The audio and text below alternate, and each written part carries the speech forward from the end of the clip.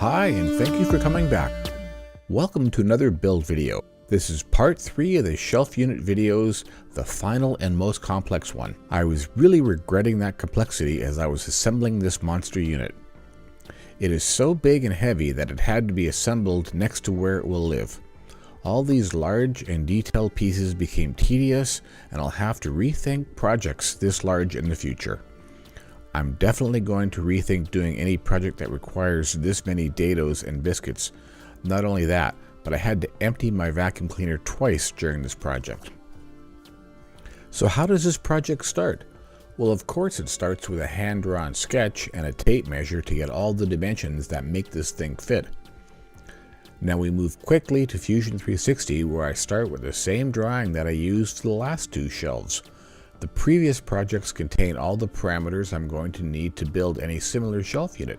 The spacing, the wood sizes, and all the dimensions for my special details are already there. When I'm happy with my new model, I can now produce the plans. The plans include all the dimensions I need to cut the parts and can also show the yield, which makes it easy to know what parts come from each sheet of plywood. This is the glue up of the bracing for the bottom shelf. The bottom shelf is different from the rest because it uses 3/4 inch plywood bracing. The braces are taller as they will sit directly on the floor and will form the kick panel, which is a nice detail that you can see below the shelf. The green tape is a guide for when I cut the biscuit holes.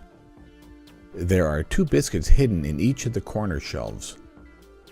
This is the top side of the corner showing the glued joint. The bracing on each shelf was glued in one side at a time. For the higher and smaller shelves, I will use a single solid brace.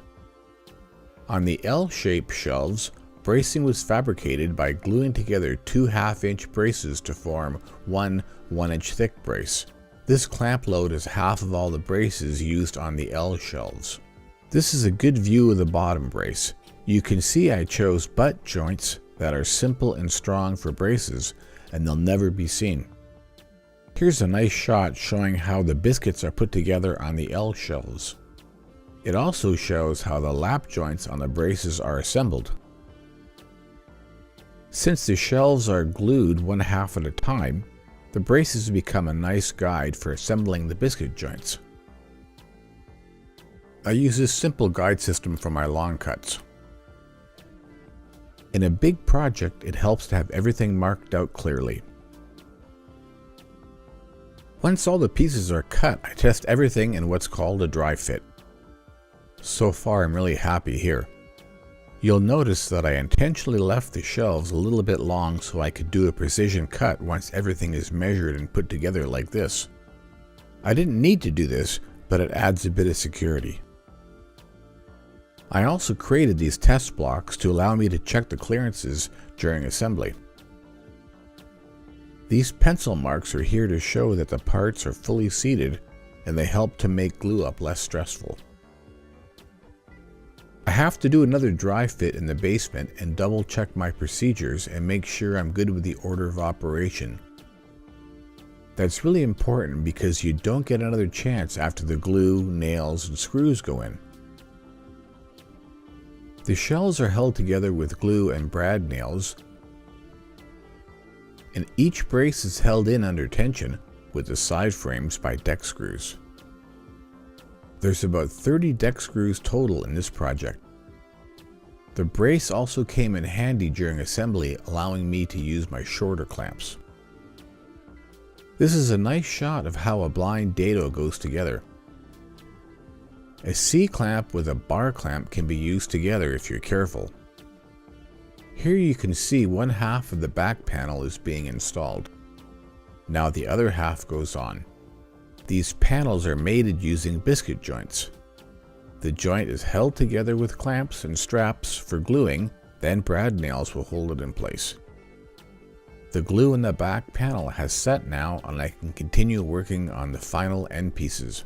I'm worried this video is making it all look too easy. It took over a week to cut the boards and make the dados. The prepping in the basement was a whole day, and another day for the glue up. Then another day for the final fit of the small pieces and another glue up. Here I'm improvising a long clamp by putting two smaller clamps together. Here's the assembly for the bracing on the smaller non-L shelves. There's only a single brace on these shelves. All this gear will be moved into the new shelf. Looks like we'll have to rewire this mess. The dollies were helpful, but they have to go now. I have to say it fits like a glove. The server, telco gear, and UPS are now wired neatly. Plenty of room for the fuse panel. I'm really pleased with how this one turned out. Now the one unconventional part of this shelf is there's no vertical support at the front of the L. Right here in the middle, it's open. The way I added support was to extend braces along the length of both shelves underneath. You can see the screws here. They pull some force in the shelf and add strength. With the shelf taken off, you can see how the braces are lap jointed where they cross. This provides one continuous brace going from end to end under tension for both of the left and right sides. I believe this adds enough strength that it does not need a corner brace. Another view of the biscuit joints. This view shows the lap joints and how the braces are recessed into the shelf. Hopefully all that combined together produces a really strong shelf.